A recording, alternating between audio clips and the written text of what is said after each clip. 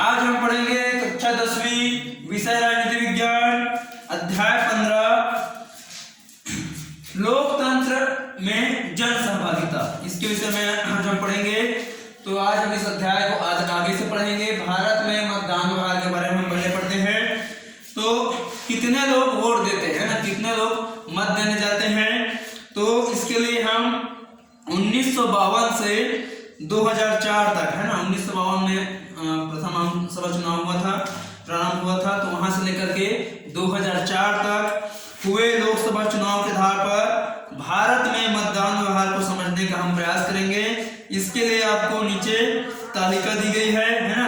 तो इसके आधार पे आप देख सकते हैं कि भारतीय मतदाताओं ने चुनाव में कितनी सक्रियता दिखाई है, कौन से वर्ग मतदान में अधिक सक्रिय रहा है। आप इस तालिका के माध्यम से है ना, नीचे आपको बुक में देखना दिया हुआ है तालिका।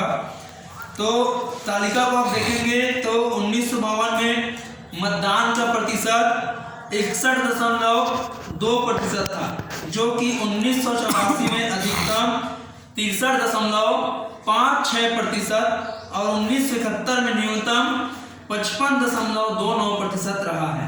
इस प्रकार औसत मतदान प्रतिशत 59.49% रहा है। तो इससे स्पष्ट होता है कि भारत में मतदान के प्रतिशत में कोई बहुत बड़ा अंतर नहीं आया है।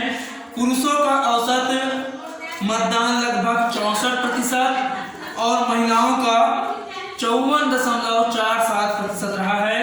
संविधान द्वारा समान मताधिकार मिलने के बावजूद पुरुषों से महिलाओं का औसत मतदान प्रतिशत लगभग 10% कम रहा।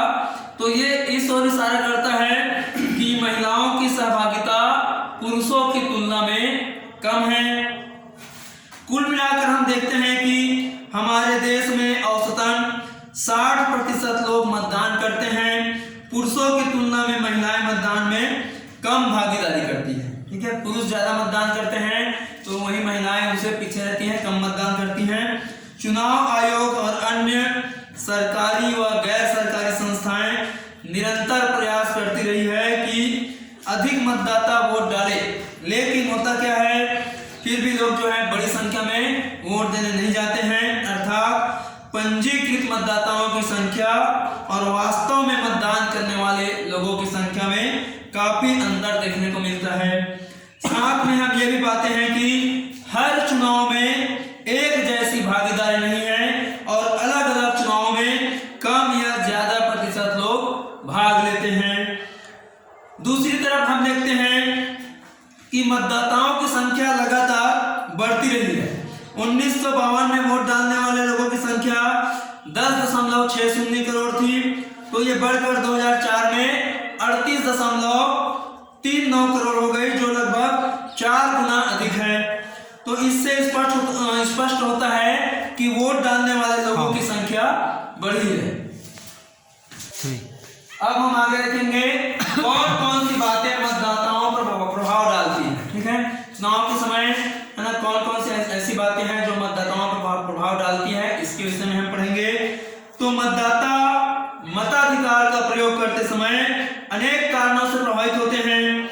मतदाताओं के सामने एक और तो देश के है ना व्यापक हित और नीतिगत बातों पर राय आदि तत्व ज्यादा महत्व रखते हैं, लेकिन साथ साथ संकुचित हित जैसे जाति, धर्म, क्षेत्रीयता, भाषावाद और स्थानीय ताकतवर लोगों का प्रभाव भी मतदाताओं के व्यवहार को प्रभावित करते हैं।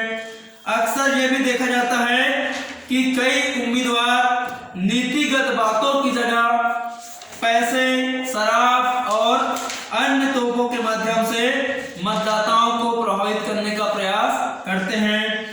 राजनीतिक विश्लेषण करने वाले ये भी बताते हैं कि जहां मतदाताओं को लगे कि देश के कुछ व्यापक हित खतरे में हैं या फिर नीतियों में कुछ मूलभूत परिवर्तन की आवश्यकता है, तब इन संकुचित हितों को भुलाकर लोगों ने मतदान किया है। उदाहरण के लिए 1970 के चुनाव में जब लोकतंत्र के समक्ष आपातकाल का एक खतरा बना, तब भारी मतदान करते हुए मतदाताओं ने आपातकाल का विरोध किया। इसी तरह 1984 में जब इंदिरा गांधी की हत्या हुई, एक बार फिर भारी मतदान हुआ और लोगों ने कांग्रेस को अभूतपूर्व बहुमत दिया।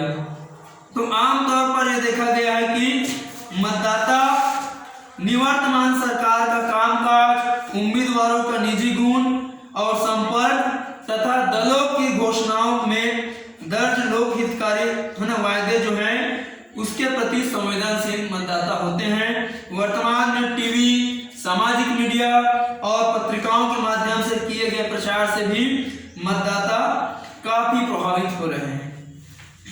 तो ठीक है डियर स्टूडेंट्स, आज का अध्याय यही समाप्त करते हैं। आगे का अध्याय हम आपको नेक्स्ट वीडियो में पढ़ाएंगे। Thank you.